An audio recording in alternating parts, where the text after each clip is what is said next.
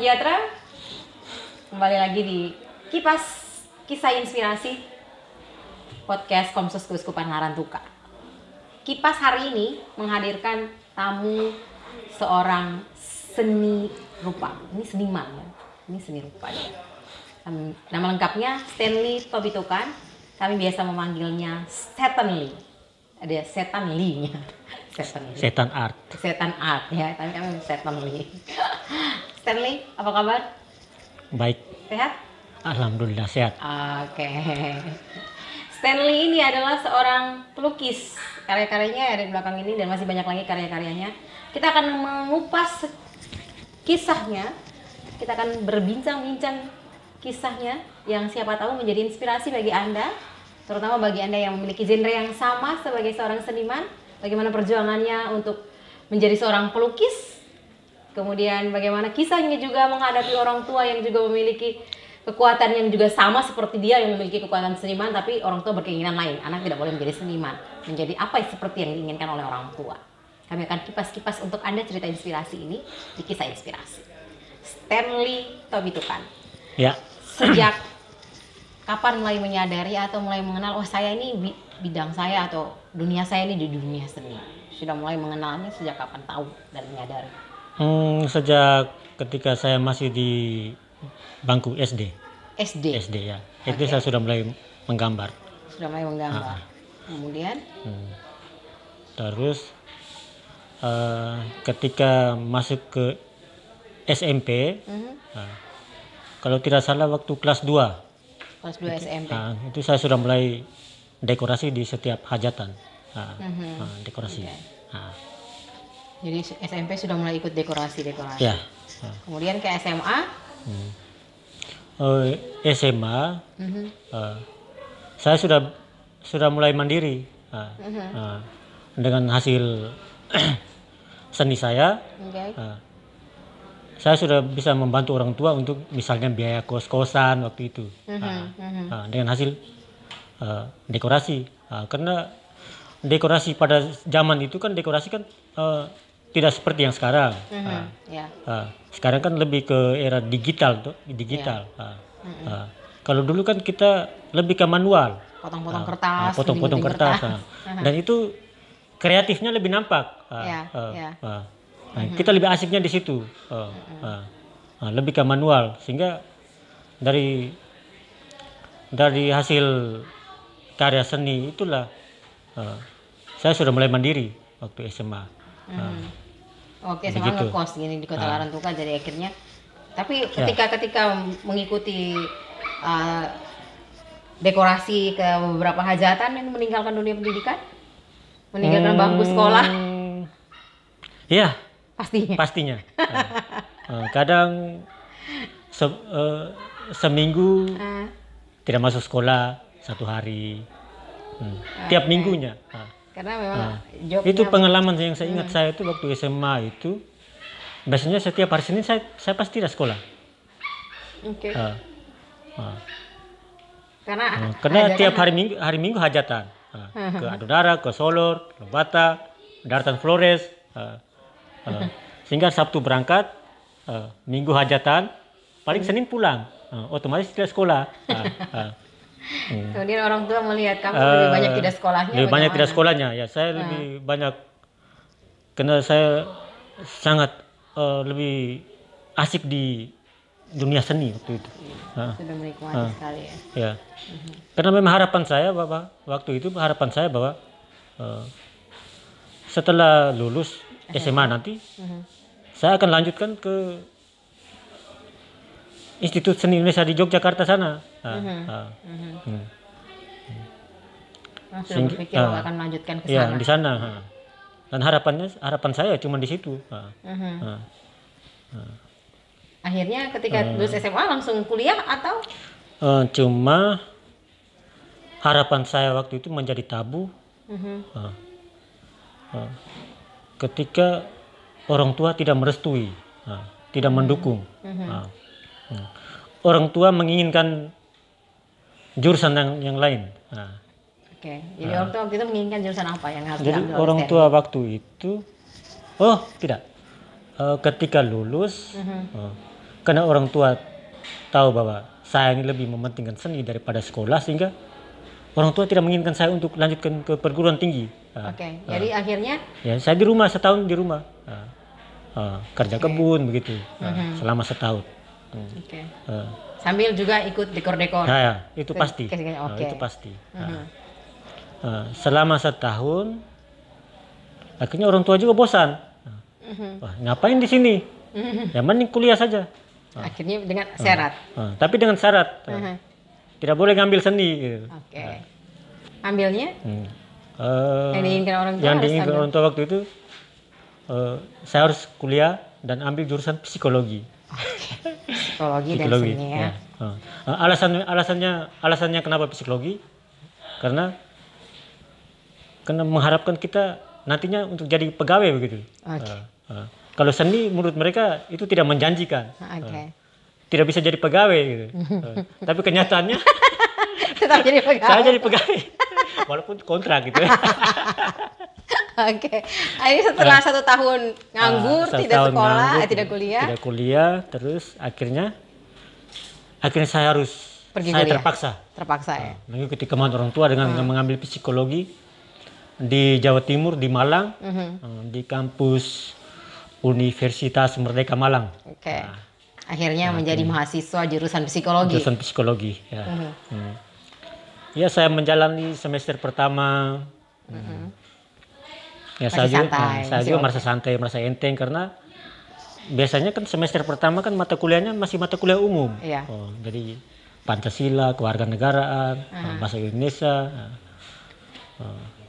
Tapi ketika masuk ke semester 2, ketika hadapi dengan mata kuliah yang semacam psikologi perkembangan anak, saya jadinya buntu. Ini bukan dunia saya. Ini bukan dunia saya nih. Oke. Ini sedikit kalau saya bertahan berarti saya bisa gila nanti. Oke. Akhirnya saya memutuskan untuk tidak lanjut. Berhenti. Di semester 2 itu berhenti. Semester 2 saya berhenti. Dan waktu itu semester 2 waktu itu saya mendapatkan IPK 0,0, 0,05. 2 semester itu. Ya, semester 1 dan semester 2. Tidak ikut ujian, tidak ikut UTS, tidak ikut UAS. IP 0,0. Kontak orang tua. Oke. Punya keberanian untuk mengatakan ke orang tua. Wah, saya tidak bisa lanjut lagi nih. Saya berhenti. Saya berhenti. Ya kenapa? Ya IP saya ini 0,0 nih. Saya tidak mau lanjut. Oke. Ya jawaban orang tua, mau 0,0, 0,0, Anda tetap di psikologi. Tetap harus kuliah. Sebenarnya tidak. Saya harus berhenti nih. Orang tua tetap kirim uang? Akhirnya saya mengatakan saya akan berhenti, dan orang tua tidak boleh mengirim uang. Karena percuma mengirim uang, karena saya di sini tidak kuliah, saya di Malang tidak kuliah. Hidup dengan apa? Akhirnya saya berhenti, saya memutuskan untuk berhenti. Akhirnya selama 4 tahun saya di Malang, saya bergabung dengan teman-teman komunitas seni di Malang. Dan waktu itu saya dipercayakan untuk mengelola di sekretariat Komsen, komunitas seni. Ya akhirnya saya hidup dari situ selama 4 tahun, dari 2005 sampai 2008 saya di Malang. Dan saya nyaman di situ. Tapi selama 4 tahun di Malang, saya merasa bahwa wah kayaknya saya harus ke Jogja nih, lanjutkan impian saya. Apapun yang terjadi saya harus lanjut. Jadi setelah di Malang 4 tahun ikut Komsen, komunitas seni, kemudian memutuskan ke Yogyakarta. Jadi perjuangan saya untuk mendapatkan seni itu yang sangat terberat adalah bagaimana mendapatkan dukungan dari orang tua. Itu yang terberat. Bukan masalah, bagi saya bukan masalah tes masuknya, tapi bagaimana orang tua merestui dulu. Itu yang terberat, hal terberat yang saya dapatkan. Akhirnya ketika 2008 kebetulan ada hajatan di kampung, di Lewotala. Waktu itu saudara ayah saya kan kebetulan pastor. Nah, beliau lah yang memperkenalkan isi di Jogja waktu saya masih SMP itu, beliau itu yang memperkenalkan saya. Oke, jadi dari SMP memang Romo, saudaranya ayah yang Romo ini sudah memperkenalkan bahwa genremu ini cocoknya ambil ini. Oke. Di situ ya saya punya semangat untuk itu. Dan beliau juga sangat mendukung dan menginginkan saya di situ. Ketika 2008 beliau merayakan pesta ulang tahun imamatnya yang ke-25 tahun. Akhirnya saya diminta untuk pulang. Pulang. Tapi saya merasa berat karena takut dengan orang tua. Karena saya diancam waktu itu kalau pulang. Apa ancamannya? Ya dihajar. Jadi memang bertahan di Malang 4 tahun itu tidak pulang juga. Ya, tidak sampai pernah ke Jogja pulang. juga tidak pernah pulang. Tidak pernah pulang. Oke, jadi Akhirnya, waktu pulang itu sudah ke Jogja atau belum? Belum ke Jogja. Belum ke Jogja, masih di Malang. Di Malang. Akhirnya beliau kontak. Oh ya nak, Bapak juga sudah mendengar keluh kesahmu. Jadi kebetulan Bapak juga merayakan pesta peraknya. Jadi tolong pulang dan urus dekorasi di sini. Setelah itu baru Bapak atur untuk lanjutkan studimu di seni di Jogja sana. Di situ yang saya merasa kebahagiaan yang luar biasa. Punya keberanian untuk pulang. Akhirnya juga. pulang. Akhirnya pulang kampung 2008. Setelah selesai hajatan, akhirnya beliau mengatakan bahwa Bapak juga baru selesai merayakan pesta. 2009 baru kami bisa lanjut ke Jogja. Akhirnya saya setahun lagi di kampung. Setahun lagi di kampung kerja kebun, sambil berkarya. Akhirnya 2009 saya diizinkan ke Jogja sendiri. Ke Jogja. Tapi dengan syarat orang tua waktu itu. Apa syarat? Dengan syarat bahwa peluang Anda cuma satu. Kalau tidak gol, pulang. Ya, pulang rumah ya. Berkebun. Ya. Akhirnya saya ke Jogja. 2009 saya ke Jogja. 2009 saya ke Jogja. Ikut pendaftaran. Akhirnya tingkat kesulitan masuk ke dalam isi dengan jurusan begitu banyak gitu. Institut Seni Indonesia itu untuk di Jogja itu dia hanya menerima 30 mahasiswa per jurusan. Jadi kenyataannya waktu itu yang saya lihat waktu itu untuk jurusan seni, untuk yang mengikuti peserta ujian untuk jurusan seni lukis itu hampir 300-an 400-an orang. Sedangkan yang dibutuhkan cuma 30. Ya. Saya juga waktu itu sempat merasa sudah mulai depresi waktu itu. Saya yakin bahwa saya ini tidak akan lolos nih. Bersaing dengan sekian banyak orang. Anak timur lagi. Ya. Apalagi rata-rata teman-teman peserta ujian itu kan rata-rata kan riwayat orang tuanya seniman. Terus lulusan juga bukan dari SMA. Sekolah menengah seni rupa. Sedangkan kita ini kan cuma SMA. Akhirnya saya memberanikan untuk tetap ikut. Saya harus berjuang nih. Karena waktu itu saya merasa bahwa kalau tidak mengambil seni ini berarti saya akan menyesal seumur hidup. Jadi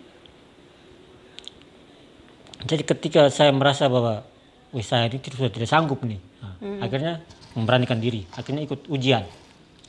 Hari pertama ujian, hari kedua wawancara. Yang lucunya waktu wawancara dosennya tanya, sejak kapan Anda melukis menggunakan cat air? Jawabanmu? Dan jawaban saya waktu itu, belum pernah sama sekali. Ya baru kemarin Pak. Baru sehari kemarin. Ya, baru kemarin Pak, seumur hidup. melukis menggunakan cat air. Loh kok bisa? Ya iya Pak, di Flores gak ada cat air. Di Flores kita gak kenal namanya cat air. Loh, berarti kamu selama di Flores ngapain? Gitu.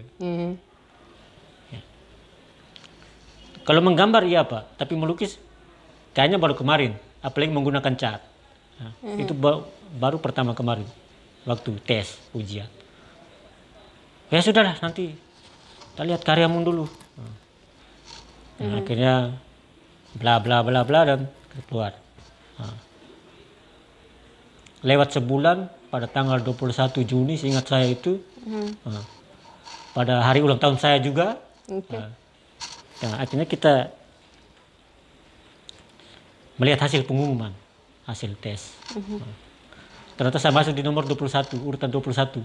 Urutan 21, tanggal ulang tahun juga 21 Ya, hari itu ya. Wah, Ya. beruntung, angka keberuntungannya. 21. Akhirnya mulailah melukis. Akhirnya mulai menjadi mahasiswa baru dan Menjadi seniman. kita diberikan profesiat oleh para dosen, selamat Anda telah menjadi seniman akademi, dan silakan berkarya, dan semua galeri yang ada di Jakarta, di Jogja siap menerima kalian. Ya. Oke, itu membuat Stanley menjadi lebih bersemangat lagi, lebih hidup kembali. Akhirnya melukis. Akhirnya mulai melukis. kuliah. Menjalani rutinitas sebagai mahasiswa seniman ya. Ya. Oke. Kemudian ini Stanley ini dikenal dengan lukisan-lukisan religi. Apa memang dari awal Stanley genrenya langsung menjadi seniman religius, atau memang memperkenalkan budaya Flores Timur, terutama memperkenalkan budaya Semana Santa di kalangan teman-teman mayoritas yang ada di sana adalah Muslim?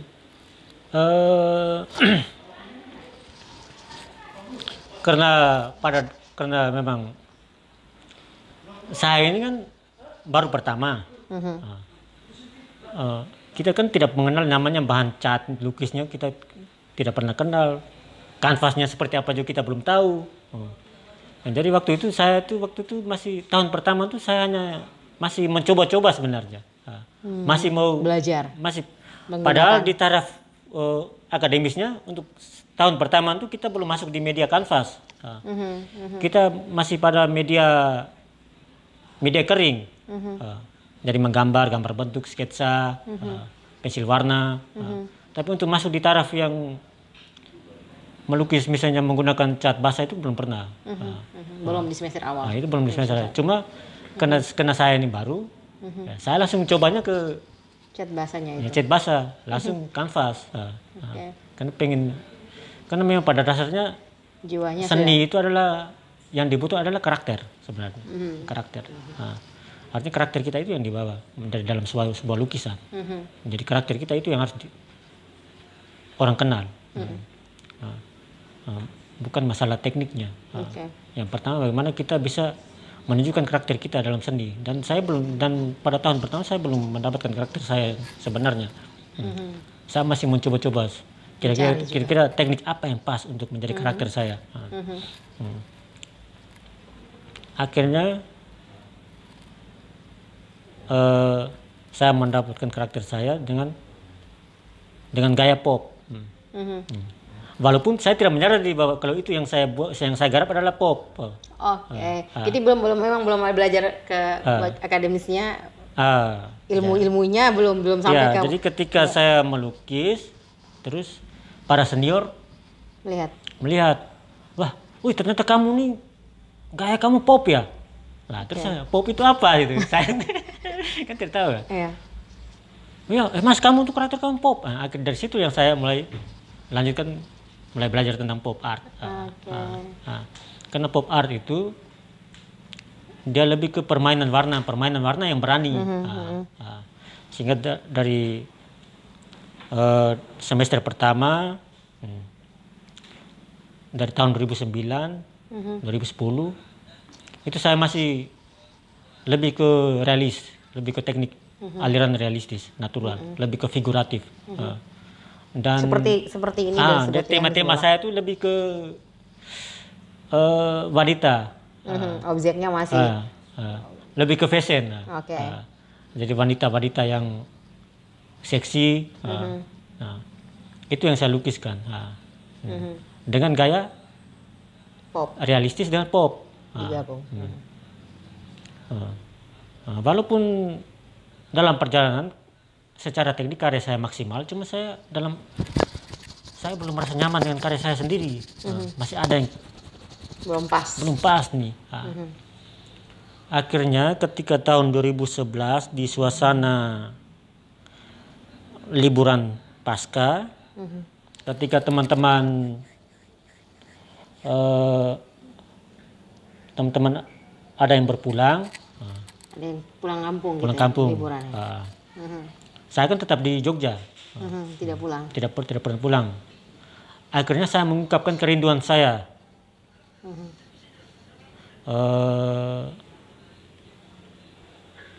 dengan menciptakan karya, dengan karya yang bertemakan Semana Santa. Ketika itu, ketika selama proses berkarya, saya itu merasa nyaman, damai.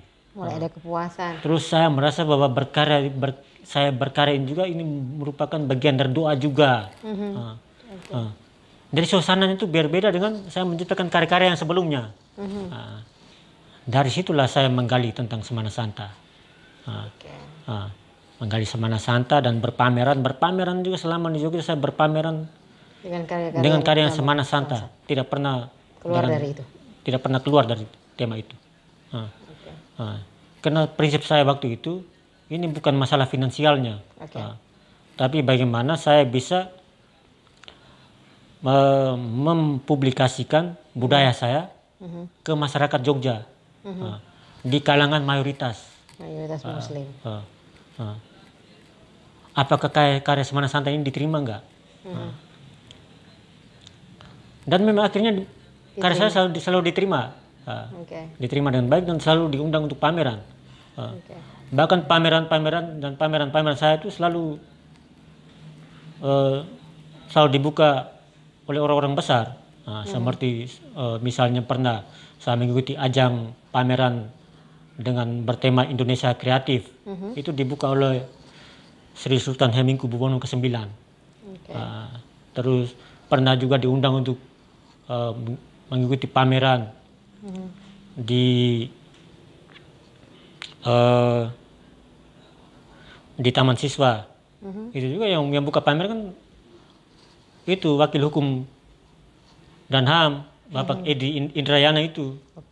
Pernah kita pernah ngobrol tentang karya seni waktu itu. Jadi selama saya di Jogja saya tidak pernah keluar dari tema Semana Santa. Kemudian ditetapkan sebagai seniman religi di Jogja. Jadi walaupun ketika teman-teman melihat karya religi walaupun bukan saya, pas ini Stanley nih, ini alirannya Stanley nih, padahal bukan saya. Tapi sudah melekat alirannya ya. Dari kepuasan saya waktu itu, salah satunya bahwa akhirnya karakter saya juga sudah dikenal di sana gitu. Kalau berbicara tentang karya religi berarti wah ini Stanley nih, seperti itu. Lukisan pertama Stanley ini dilakukan ketika Pekan Semana Santa ya. Lukisan itu kemudian diikut sertakan dalam sebuah ajang. Ya selalu ikut. Best of the Best. Lukisan pertama. Itu lukisan yang pertama itu setelah itu saya garap selesai selama 5 hari kalau tidak salah. Hari Rabu saya garap. Itu pas Rabu Trewa tuh. Rabu Trewa. Dalam suasana Pekan Suci. Walaupun untuk ada mengungkapkan kerinduan saya dengan kampung halaman tadi ya. Karena tidak pulang tadi ya. Karena tidak pulang ya. Hari Rabu, Kamis, Jumat, Sabtu selesai. Hari Jumat ada event. Satu minggu berikutnya. Akhirnya saya mencoba memberanikan diri untuk mengajukan karya saya yang Semana Santa yang pertama ini untuk ikut seleksi dengan event waktu itu dengan bertajuk The Best of the Best. Dan akhirnya karya Semana Santa saya itu diterima untuk pertama kali di karya Semana Santanya di Galeri 7 Bintang Yogyakarta waktu itu. Akhirnya dari situ ya saya mulai berkarya tentang Semana Santa.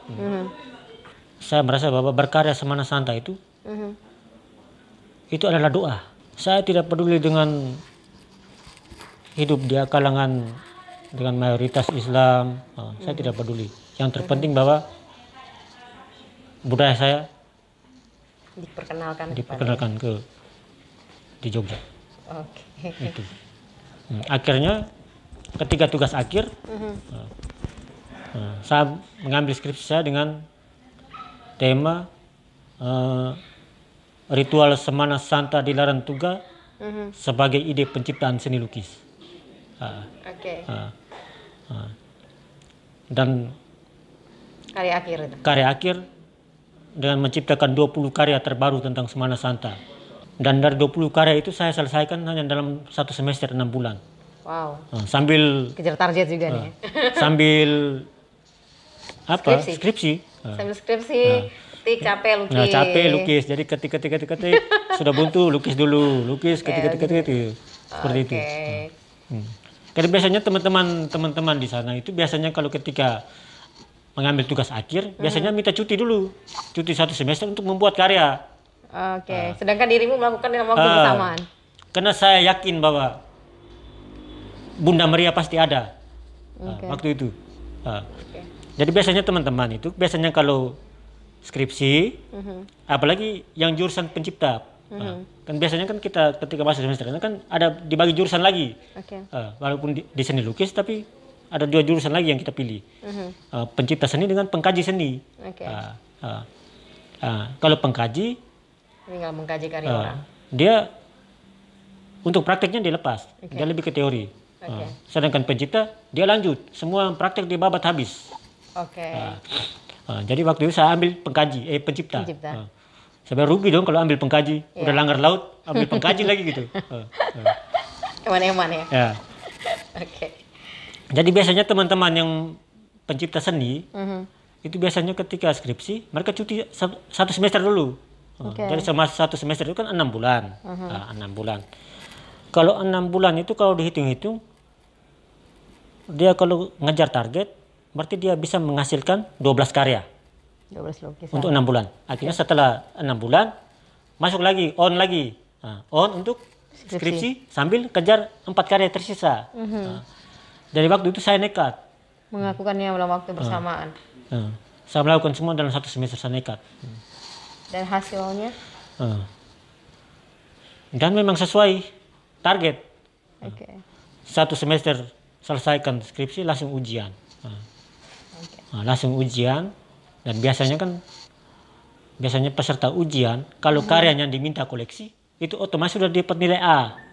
Jadi dirimu salah satu dari hasil dari karyamu? Puji Tuhan, karya saya, Tuan Ma, dikoleksi di kampus waktu itu.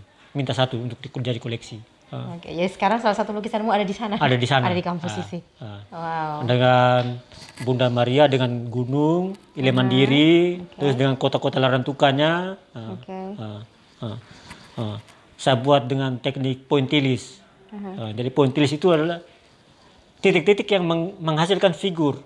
Jadi tidak pernah garis, cuma titik-titik saja. Itu yang dikoleksi ya. Itu yang dikoleksi. Setelah selesai dalam hari itu juga saya dipanggil ke ruang jurusan. Ternyata ketua jurusan dia dapat telepon dari Taman Budaya Kupang.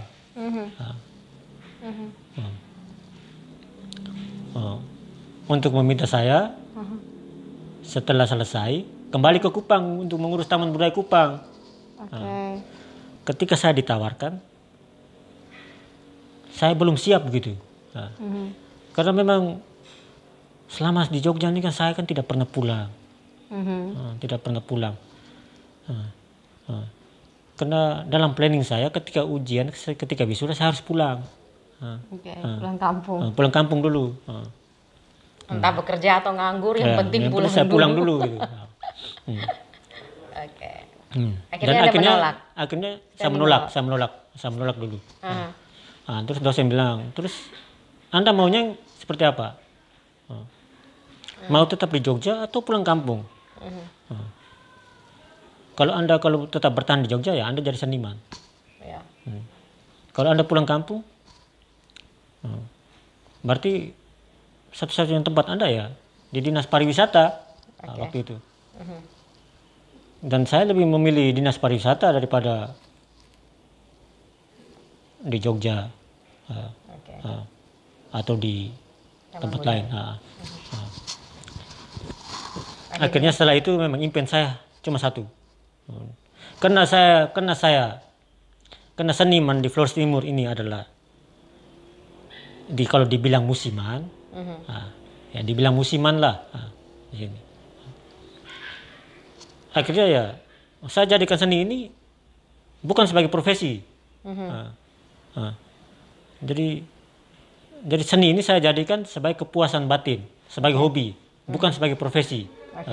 Karena kalau saya jadikan seni ini sebagai profesi, kayaknya tidak menjanjikan juga. Ya, akhirnya saya memanfaatkan seniman akademis tadi, dan impian saya harus nih, kalau saya pulang berarti tempat saya harus di Dinas Pariwisata, berkarya bersama Dinas Pariwisata. Seperti akhirnya itu. Tidak menolak berada di Taman Budaya Provinsi Nusa Tenggara Timur di Kupang, kembali ke daerah. Sekarang menjadi tenaga honor di Dinas Pariwisata. Tapi tetap melukis. Ya, tapi tetap melukis. Jadi artinya bahwa ketika kita bekerja, ketika pulang ngopi, meluangkan waktu 1-2 jam ngopi sambil dengerin musik, sambil melukis. Kalau sudah bosan berhenti. Stanley ketika ada di Jogja, temanya lebih banyak Semana Santa. Kemudian tekniknya pop ya. Ya, pop. Ketika kembali ke sini masih tetap dengan teknik pop dan Semana Santa, atau sudah mulai merubah karena melihat peminatan dari masyarakat yang mencintai seni lukis ini? 2015 saya pulang dari Jogja. Langsung ketika waktu itu ada kegiatan Tour de Flores. Tour de Flores. Tour de Flores di Taman Kota. Dan saya ikut pameran juga. Ikut pameran. Selama pengalaman pameran itu, saya melihat bahwa peminatan. Jadi ketika pameran yang saya sajikan adalah semua teknik. Selain pop art, semua teknik yang dulu dari realis, semuanya saya tampilkan semua. Itu masyarakat tuh lebih lihatnya ke realis. Biasanya kan kalau kita di seni itu, khususnya di seni lukis, itu ada namanya tingkatan seni rupa, ada tingkatan seni lukis. Dari tingkatan seni lukis itu, dan tingkat yang paling mendasar itu adalah realis. Seperti ini ya? Itu yang realis. Yang seperti ini ya realis. Yang realis. Realis. Itu mulai dari tingkat yang paling dasar adalah realis. Realis masuk ke figuratif, surrealisme, surrealisme, pop, pop art, abstrak. Abstrak paling tinggi. Abstrak yang paling tinggi. Karena galeri dia hanya menerima karya yang punya wacana, bukan secara teknik, gitu. Sehingga selama saya di Jogja saya ngambilnya pop karena di realistis peminatnya kurang kalau di Jogja. Akhirnya ketika kembali ke sini ternyata terbalik. Ternyata terbalik. Akhirnya sampai di sini saya mencoba untuk lebih ke teknik campuran. Jadi realistis juga masuk. Kadang juga tergantung dari peminatnya, pengennya tekniknya seperti apa gitu. Ya seperti itu. Akhirnya sampai sekarang tetap. Tapi pernah mengalami berhenti melukis selama ada di kampung halaman karena sudah tidak memiliki lagi perlengkapan melukis, cat dan lain-lain ya. Pernah dialami Stanley seperti itu? Ya itu persoalannya. Persoalannya bahwa untuk di Flores Timur ini kan medianya kan susah. Susah. Sedangkan di Flores Timur, NTT lah. Kanvasnya susah carinya. Oke. Sehingga waktu itu memang saya sudah kehabisan bahan.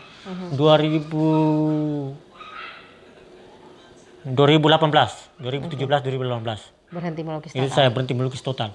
Karena memang kehabisan bahan. Kanvas habis, cat habis. Karena cat yang saya gunakan adalah cat akrilik Galeria yang dengan harga sebotol itu 275.000 satu warna. Dengan kanvas yang seratnya yang sedikit tebal dan ukuran per meternya ya 45.000 per meter. Oke. Sehingga waktu itu memang saya benar-benar kehabisan dan Kewalahan.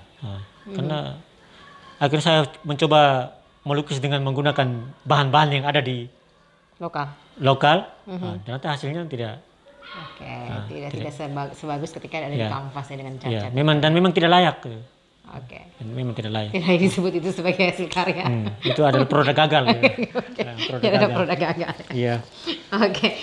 Setelah itu kembali mulai melukis, tinggal di Larantuka, sudah memiliki istri, punya anak. Stanley melihat ketika ada di Jogja, keberadaan seniman itu diterima dengan sangat baik, punya tempat-tempat untuk melakukan pameran, galeri-galeri. Bagaimana ketika kembali ke Flores Timur kemudian melihat apakah ada kerinduan atau hal yang kenapa Flores Timur atau Larantuka coba kalau punya tempat yang bagus yang bisa dipakai untuk galeri, ruang publik kayak gitu. Sebagai seorang akademis ini ya, kalau seniman akademi ini. Oke. Kalau saya melihat itu bahwa sebenarnya tuh Flores Timur tuh punya banyak potensi sebenarnya. Pelukis banyak, perupa banyak. Cuma persoalannya bahwa kita tidak memiliki sebuah ruang. Istilahnya pasar seni lah. Oke. Sehingga kita berkarya, kita mau pasarkan di mana gitu.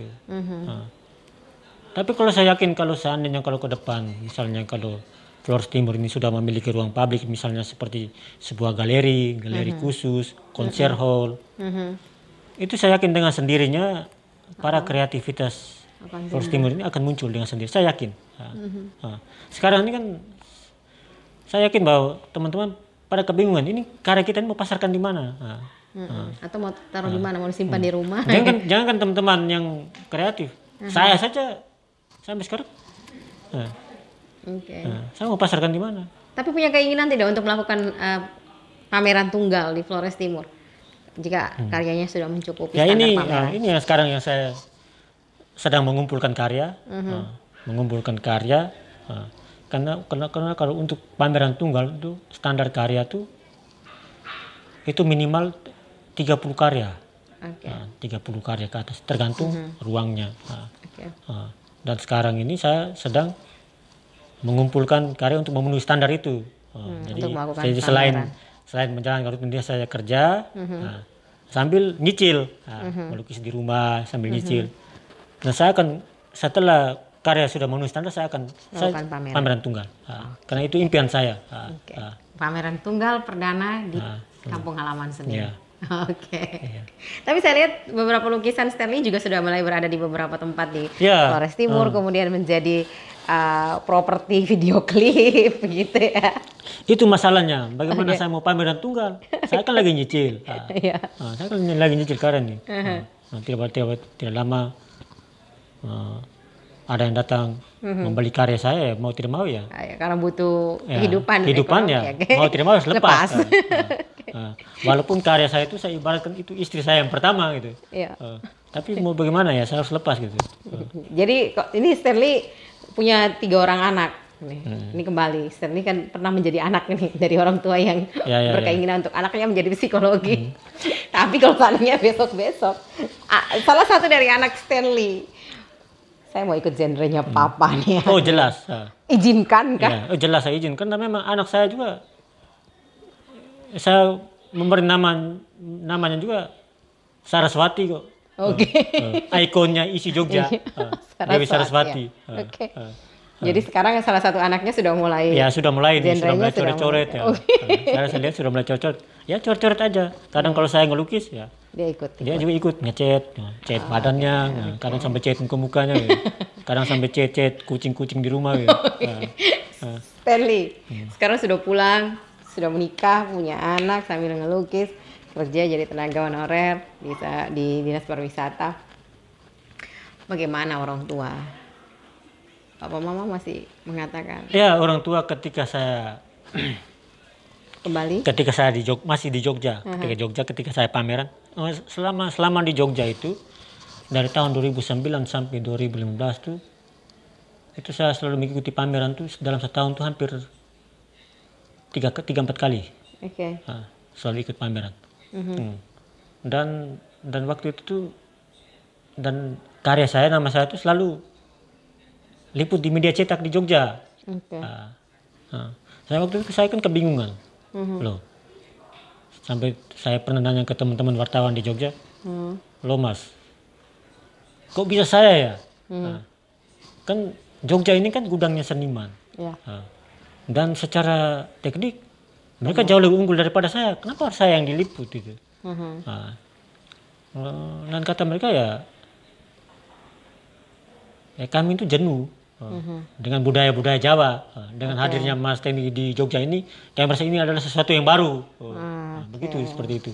Sehingga ketika di situ ya orang tua akhirnya mulai Menerima.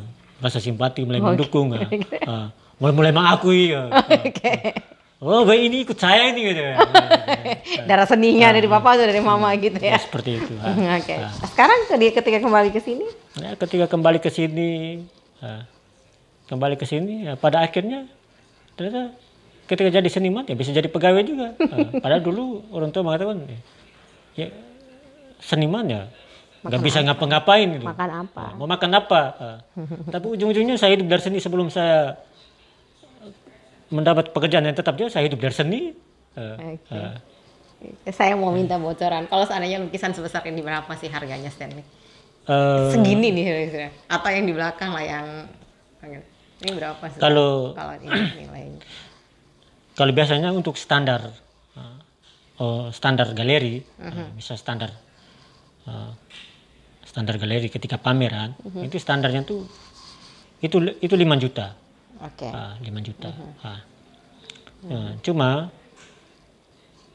kalau di sini peminatan orang terhadap seni lukis itu tinggi atau tidak sih, orang suka minat? Kalau di sini tuh peminat untuk Flores Timur ini peminat seninya sangat tinggi.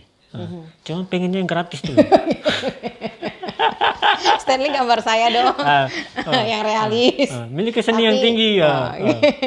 Pengen mendekorasi yang seperti ini, cuma pengennya yang murah, yang gratis gitu. Seperti itu. Cuma makanya kita juga jadi malas gitu ya kadang. Bentuk penghargaan ya, terhadap kitanya ya. Seperti itu. Tapi biasanya tuh, biasanya kalau kalau segini, kalau harga itu kan, kalau soal harga itu kita bisa pilihkan harga pameran dengan harga di luar pameran itu beda. Cuma kalau harga yang di luar pameran juga kadang kita kasih keluar juga, kita rasanya berat karena pertama bahannya susah dijangkau. Tapi biasanya kalau untuk standar harga, biasanya kalau yang segini itu bahannya 400. Total termasuk dengan cat dan kanvas. Itu untuk bahan. Mulai dari figura, spandram belakang, spandram belakang, kanvas dengan cat. Itu untuk bahannya 400.000.